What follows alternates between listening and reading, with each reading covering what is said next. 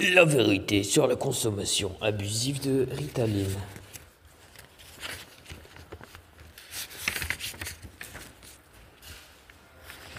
La Ritaline est le nom de marque donné au méthylphénidate, classé comme drogue au tableau par la FDA, Agence américaine d'autorisation de la mise sur le marché des denrées médicales et les médicaments, comme la cocaïne, la morphine et les amphétamines.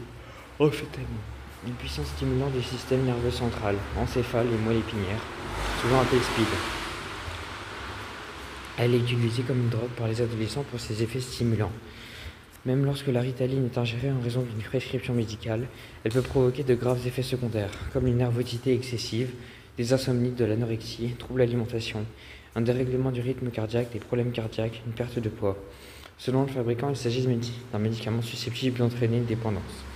En juin 2005, la FDA a publié une série d'avertissements publics à propos de la Ritaline et de ses dérivés mentionnant qu'ils pouvaient provoquer des hallucinations virtuelles, des pensées suicidaires, un comportement psychotique, agressif ou violent. Un Américain a écrit ainsi la Ritaline. On ne dit jamais aux parents. Oh, à propos, les enfants meurent de temps en temps en prenant ce médicament qui lui a été prescrit. Ou les enfants qui prennent des médicaments psychotropes ont 2 fois plus de risques de devenir dépendants des drogues. Ou encore un tiers des enfants à qui l'on prescrit des psychotropes développent un comportement obsessionnel compulsif dès la première année. Où en trouve-t-on ? Malheureusement, on peut trouver de la Ritaline et des médicaments pour l'hyperactivité à peu près partout. Que vous soyez à l'université, au lycée, au collège, vous pourrez probablement en trouver auprès des dealers, copains d'école, intéressés par des gains faciles. Dans certaines écoles américaines, près de 20% des élèves prennent régulièrement cette drogue. Le bureau des narcotiques a découvert que la quantité de drogue en circulation était plus importante que dans les pharmacies locales. Pourquoi est-ce si courant dans les écoles ? Est-il si facile de prendre des pilules prescrites à son petit frère et de les revendre pour 5 $?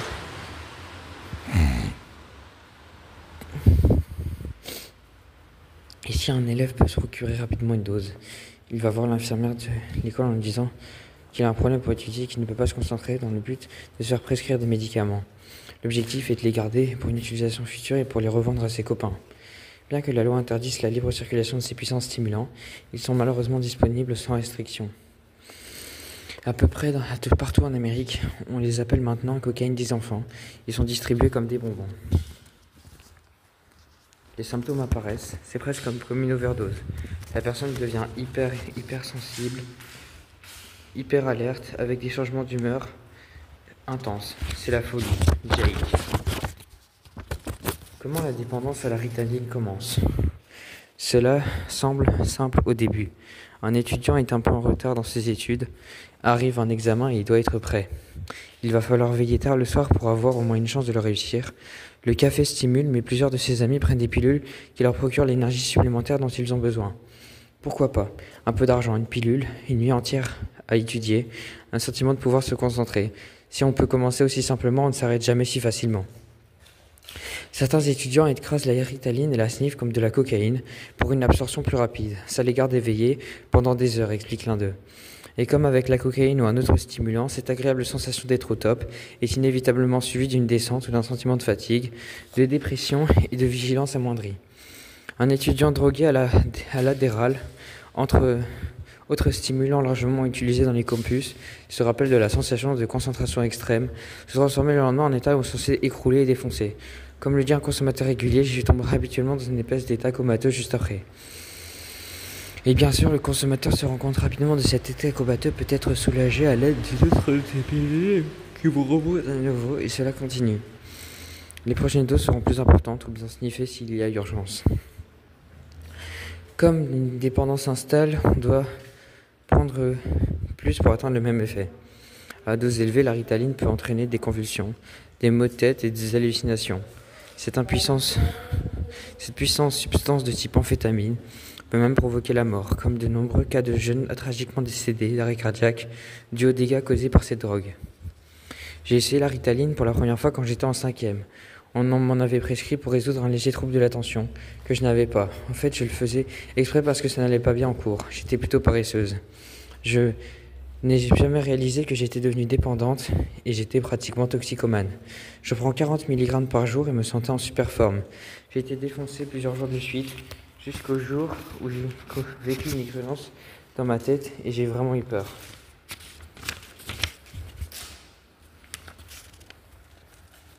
À quoi ressemble la Ritaline et autres infos.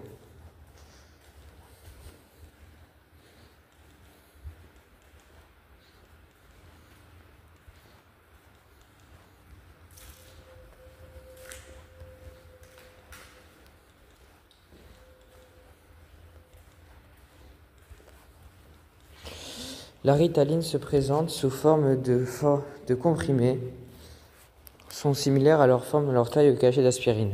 Le mot Ciba, nom du fabricant, gravé dessus en France. Elle est fabriquée par Novartis Pharma.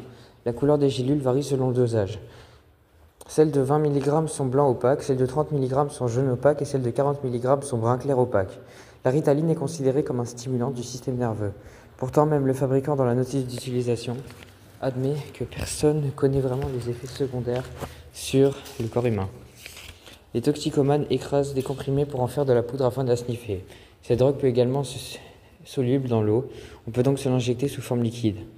Comme le remarque le bureau des narcotiques, les produits pharmaceutiques détournés de leur usage légitime sont les seules ressources de méthylphénidate disponibles pour se droguer.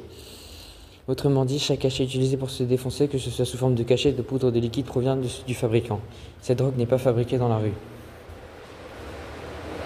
Maintenant, j'ai besoin de 20 mg pour obtenir un effet que je sais que je suis dépendant, je suis sans arrêt défoncé. Comme un zombie. Alex. Noms courants. La Ritaline porte plusieurs noms courants parmi lesquels coke de régime, cocaïne pour enfants, coke pour enfants, vitamine R, boule de R, cocaïne du pauvre, Reeds, Skittles, Smarties. La cocaïne du pauvre.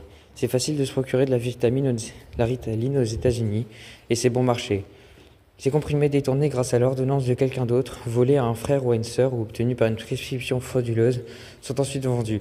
Le tarif va d'1 à 2 $ pour aller 20 $ le cachet au marché noir. La comparaison avec la cocaïne n'est pas simplement un slogan. La Ritaline est physique et chimiquement semblable à la cocaïne. Une fois injectée sous forme de liquide, elle envoie cette secousse que les drogues désirent tellement. En 2000, l'Agence américaine de réglementation des drogues a révélé les résultats d'études réalisées sur des animaux et sur des humains à qui l'on avait administré de la cocaïne et de la Ritaline. Le sujet de l'expérience n'ont pas fait la différence. L'Agence des stupéfiants a conclu. Elles reproduisent les effets qui sont presque identiques. Les sujets de l'expérience à qui l'on a administré de la Ritaline et de la cocaïne n'ont pas fait la différence. La portée de la consommation de Ritaline. Le détournement de psychotropes normalement délivrés sur ordonnance comme la Ritaline augmente. En 2006, environ 7 millions d'Américains ont consommé de la drogue sur ordonnance, dont la Ritaline, soit plus que le nombre de consommateurs de cocaïne, d'héroïne, d'hallucinogènes, d'ecstasy et de drogues par inhalation combinées. Ces 7 millions n'étaient que 3,8 millions de mille, une augmentation de 80% en 6 ans seulement. En 2007, 3,8% des lycéens américains ont déclaré qu'avoir pris de la Ritaline sans ordonnance au moins une fois au cours de l'année précédente. Un facteur clé contribuant à ce détournement est l'énorme hausse et le nombre d'ordonnances de Ritaline et d'autres stimulants. Aux États-Unis, le nombre de prescriptions de stimulants a explosé, passant d'environ 5 millions en 1991 à presque 35 millions en 2007. En Suisse, on a vendu 8 fois plus de Ritaline en 2008 que 10 ans auparavant, passant ainsi de 23 à 195 kg par an. Entre 1900 et 2000, il y a eu 186 décès dus à la Ritaline aux États-Unis, le risque le plus élevé pour ceux qui sniffent de grandes quantités de drogue.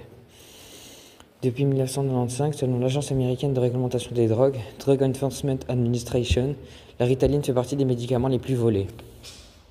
13 fois plus de combattants de Ritaline admis aux urgences en 2004 depuis qu'en 1990.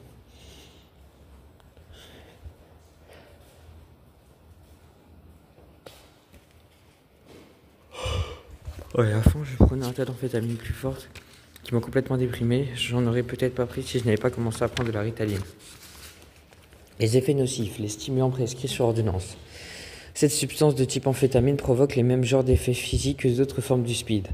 Perte d'appétit, insomnie, accélération du rythme cardiaque, la consommation de doses plus importantes, en particulier si la drogue est injectée ou sniffée, exerce une contrainte encore plus grande sur le corps. Son action sur le cœur peut être mortelle. Ainsi, un adolescent consommateur de Ritaline depuis longtemps s'est efforcé un jour en faisant du skate, victime d'une crise cardiaque.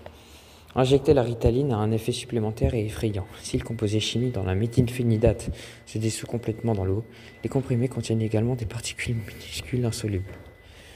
Une fois injectées dans le sang, ces particules solides bloquent les petits vaisseaux sanguins et provoquant des lésions sérieuses aux poumons et aux yeux. Hormis l'impact physique, les troubles émotionnels graves sont également provoqués à de court terme par la consommation de cette drogue. L'hallucination et le comportement psychotique ne sont pas rares. Les chercheurs du Texas ont constaté que la consommation de Ritaline pouvait augmenter le risque de cancer. Cette étude a mis en évidence que chacun des 12 enfants traités au méthylphénidate présentait des anomalies génétiques associées à un risque de cancer plus élevé. Effet à court terme. Perte d'appétit, augmentation du rythme cardiaque, de la tension artérielle, des températures, dilatation des pupilles, perturbation du sommeil, nausées, comportements bizarres et irréguliers, parfois violents, hallucinations, nervosité, excessive irritabilité, panique et psychose. Les doses excessives peuvent entraîner des convulsions, des attaques et la mort. Effet à long terme, lésions irréversibles au réseau sanguin et hypertension du cerveau, du cœur et du cerveau, hypertension entraînant des crises cardiaques, la congestion cérébrale et la mort. La lésion du foie, des reins et des poumons, destruction des tissus internes si le nez de la Ritaline, si la Ritaline est sniffée. Problème respiratoire si elle est fumée. Maladie infectieuse si elle est injectée. Malnutrition, perte de poids, confusion, apathie, épuisement, bouleversement.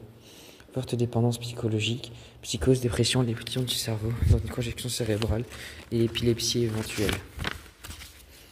La Ritaline mène à d'autres drogues. Une étude de l'Institut national américain sur la consommation de drogue, National Institute on Drug Abuse, a montré que les consommateurs de Ritaline et de drogues similaires représentaient le plus fort pourcentage de ceux qui s'adonnent à la cocaïne. À cause du phénomène d'accoutumance, les consommateurs de Ritaline sont amenés à prendre des drogues plus fortes pour retrouver la même sensation d'euphorie. Quand les effets se dissipent, la personne peut se tourner vers les drogues les plus puissantes, car elle cherche à se débarrasser des problèmes qui l'ont poussé à se droguer au départ.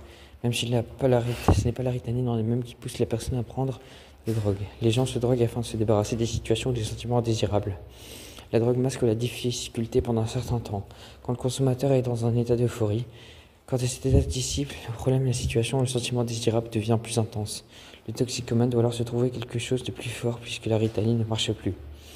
Une étude réalisée sur 500 élèves suivie pendant une période de 25 ans a montré que ceux qui avaient pris de la Ritaline et des drogues similaires couraient beaucoup plus de risques de s'adonner à la cocaïne et d'autres stimulants par la suite. Selon une étude menée en 2005, les adolescents qui se droguent avec des médicaments psychotropes ont 2 fois plus de risques de s'adonner à l'héroïne, 15 fois plus de risques de s'adonner à l'ecstasy, 21 cocaïne que les adolescents qui n'ont pas pris de drogue. L'histoire de Kurt. Célèbre rocker Kurt Cobain a commencé à prendre la Ritaline à l'âge de 7 ans. Sa veuve, Courtney Love, est convaincue que c'est le fait d'avoir pris ces drogues qui l'a amené à prendre plus tard des drogues plus fortes. Il s'est suicidé d'une balle de pistolet en 1994. Courtney s'est également pu prescrire de la Ritaline lorsqu'elle était enfant. Voici ce qu'elle a dit. Quand on négocie, ce qu'on vous donne, c'est drogue qui vous rend euphorique. Vers quoi d'autres se tourner quand on est adulte? Justification fréquente. Ne tombez pas dans le piège. De nombreuses raisons avancées pour justifier le fait de prendre cette drogue puissante. Considérez-les à juste titre comme les mensonges. Tout le monde en prend. C'est seulement pour étudier, mon frère en prend pour des problèmes d'études. Elle ne peut donc pas être si mauvaise. Cela ne crée aucune dépendance. Vous pouvez contrôler votre consommation, vous n'avez pas besoin d'en prendre si vous ne voulez pas. Ne laissez personne, y compris vos amis, vous piéger. La Ritaline tue.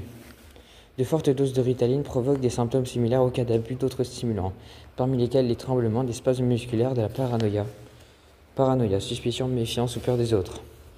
Et une sensation d'insecte et de vers grouillant sous sa peau. Un jeune de 17 ans, après avoir sniffé des cachets de Ritaline, réduit en poudre et resté plusieurs jours sans dormir, est devenu psychotique, a tué ses parents et sévèrement blessé ses frères et sœurs avec une hache. L'histoire de Matthew. Matthew est un adolescent à qui on avait administré de la Ritaline pendant 7 ans. Il est mort brutalement en mars 2000.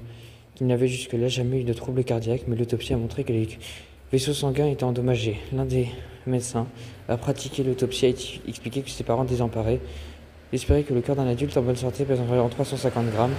Le cœur de Matthew pesait 402 grammes. Son certificat de décès porte la mention suivante: mort causée par l'usage prononcé de méthylphénidate, Ritaline.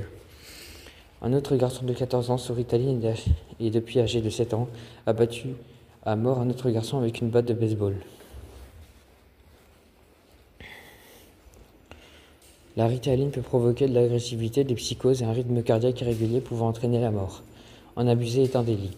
Aux États-Unis, la Ritaline fait l'objet de contrôles très stricts de toute consommation illégale fait l'objet de lourdes sanctions pénales. Les sanctions infligées lors des premières infractions pour le trafic de Ritaline, dont vous serez même coupable même si vous donneriez deux pilules juste à un ami, peuvent aller jusqu'à 20 ans de prison et à des amendes pouvant atteindre $1 million. Si cette première infraction cause un décès ou blessure grave, la sanction est d'au moins 20 ans de prison. Si la drogue est injectée, c'est une infraction de stupéfiants de classe A, avec des sanctions encore plus dures. Je me rends compte que mon intérêt pour le speed et ma dépendance ont commencé quand on m'a prescrit de la Ritaline.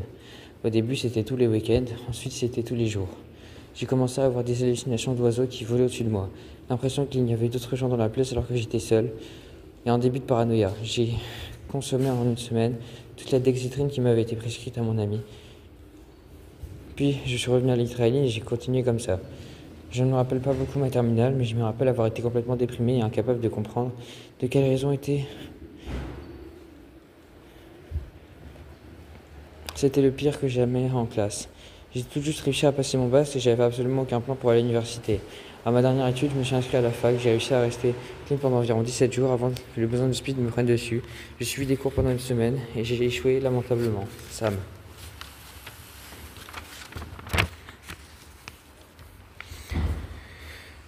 La vérité sur la drogue. La solution de s'informer est de ne jamais commencer à prendre de drogue. Bon, il y a des trucs que je lis à chaque fois et j'en ai marre de le lire, du coup voilà, bonne journée.